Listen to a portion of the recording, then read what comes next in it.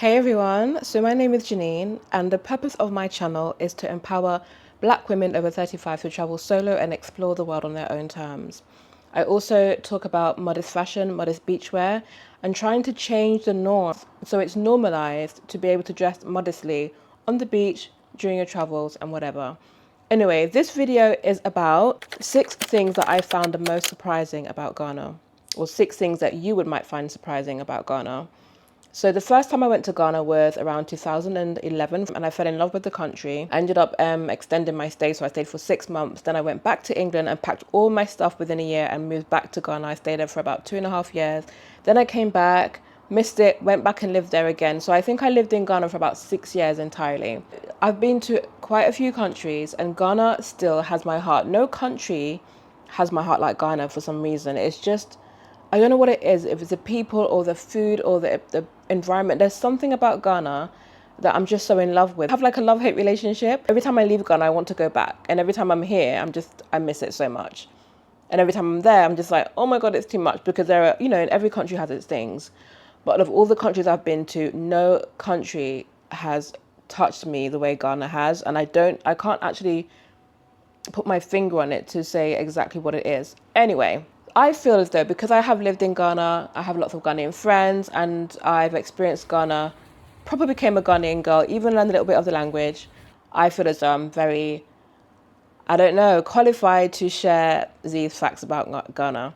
So the first thing I want to share is in Ghana, it is disrespectful to use your left hand to serve, to accept money, to give money, to greet people, to shake people's hands, to wave, eat food with your left hand. It is custom to use your right hand to do things, because the left hand is seen as a hand which is used to do dirtier tasks. For instance, wiping your bottom. So let me tell you a little story about what happened to me and how I learnt my lesson. So I attended a funeral with a friend of mine, and in the beginning of the funeral, the older relatives come and walk around and just like wave and greet everybody.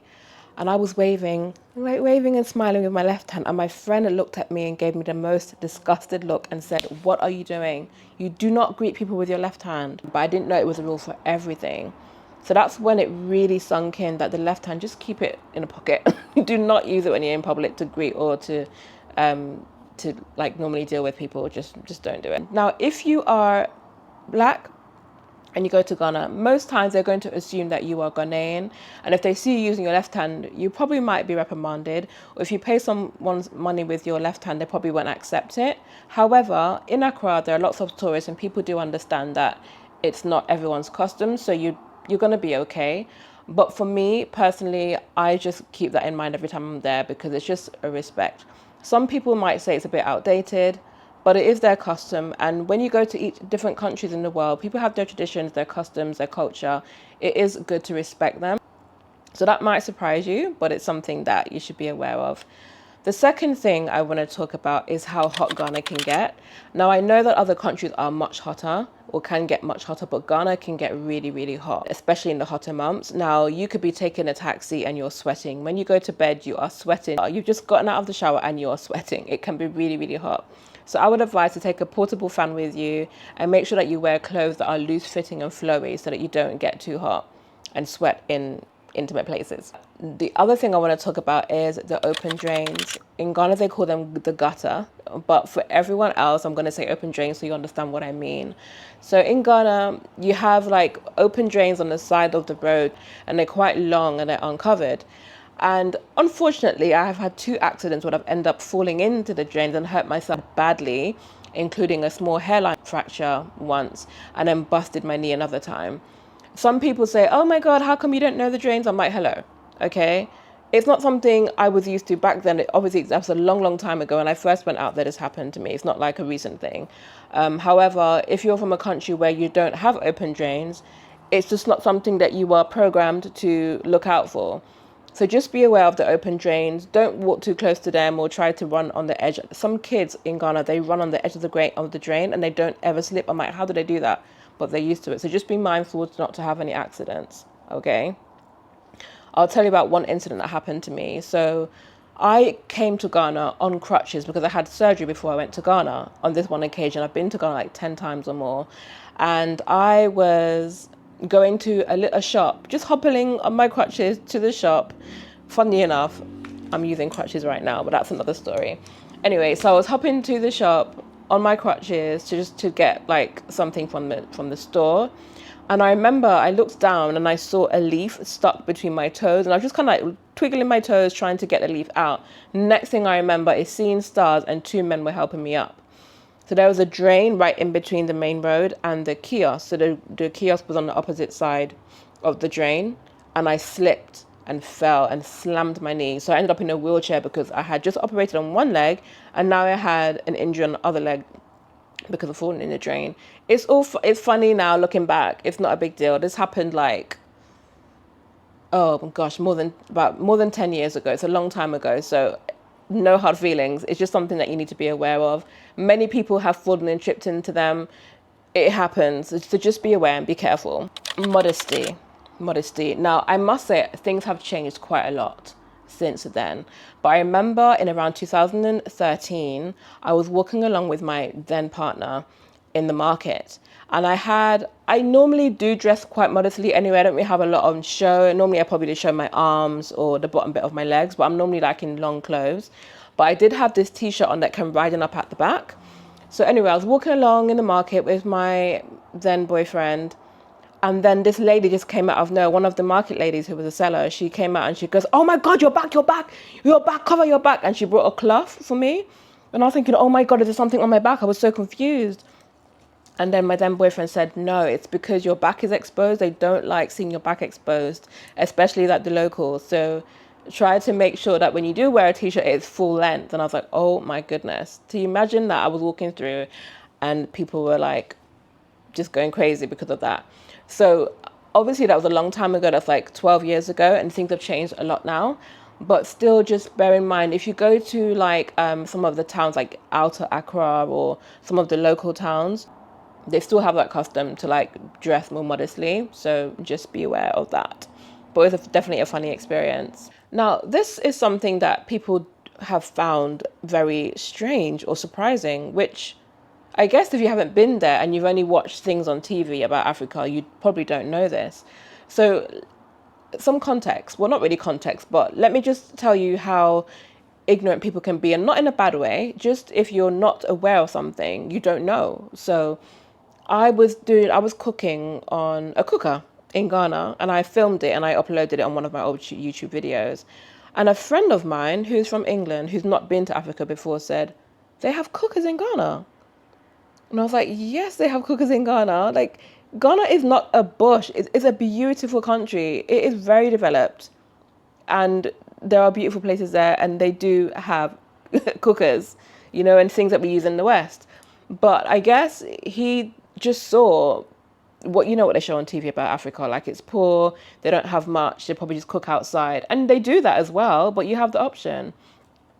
But anyway, my point is, if you don't know, if you're not educated about certain countries, you're not going to know this. So I didn't really slate him for that. I just thought, well, you really need to educate yourself about other countries and Africa in particular as a continent. What I want to say is English is Ghana's official language. You will not have language barriers when you go to Ghana. People speak English in Ghana. They're also known to speak Twi and Ga and also Ewe. Those are common languages as well. But you will get by very well in Ghana. People speak English. It's an official language. They're taught it in schools, so it's not going to be an issue. Some people were actually surprised by that, so I thought I'd share that as well. Another thing that might surprise you is about the rental in Ghana. Renting in Ghana is actually quite crazy. So in Ghana, most times, now you can get away with this sometimes with some landlords, but it's rare. You have to pay a year minimum upfront on rent. A year minimum. Now, obviously in Ghana, it's a bit cheaper than living in the West. However, if you're looking for Western standards, you're going to pay the same or if not even more. So you're going to have to find that money up front if you're looking to rent long term. This is only if you're renting long term. The landlords expect you to pay a whole year up front, sometimes 2 or even 3 years in many situations. But Accra, you get around, they expect 1 year. When I was in Ghana, even trying to negotiate to pay 1 year upfront was a difficulty. But anyway, so that is something that you need to bear in mind. If you're looking to rent in Ghana long term, you're going to be expected to pay 1 year. Now, they have said that the law is that you shouldn't be paying that. I think it's either 3 or 6 months up front. But sometimes the law doesn't work and you can complain to the authorities, but they don't really do anything about it. So landlords expect that. And they'll just be like, well, this is how we do it here. If you don't like it, somebody else is going to come and do it. And somebody else will go and pay that rent. So it's just something that you should bear in mind. Another thing that I found surprising about Ghana, which I really shouldn't be surprised about when you think about it, but I'm not used to this, is how kind and helpful Ghanaians are. My goodness. There was 3 instances that I can remember off the top of my head where Ghanaians have just been there for me. I remember a time when I was sick. I had a really bad flu and I always make this concoction which includes lemon and ginger, and I didn't have any lemon and I was looking for it, and a guy asked me, what's up, what's wrong? I'm like, I need lemons. He goes, oh, come to my house, I can get you lemons. So he took me to his mum's house, went to the back of the house, had a lemon tree and picked all this lemon for me. I was able to make my concoction and get myself better. So that's one thing. A second thing is when I fell in the gutter the second time, the first time 2 men helped me up, but the second time I was in the middle of Osu. So everybody could see. So everybody could see me, and I fell in the gutter again. And a whole group, I'm talking 10 to 20 people were around me. One went to get me a flip-flop.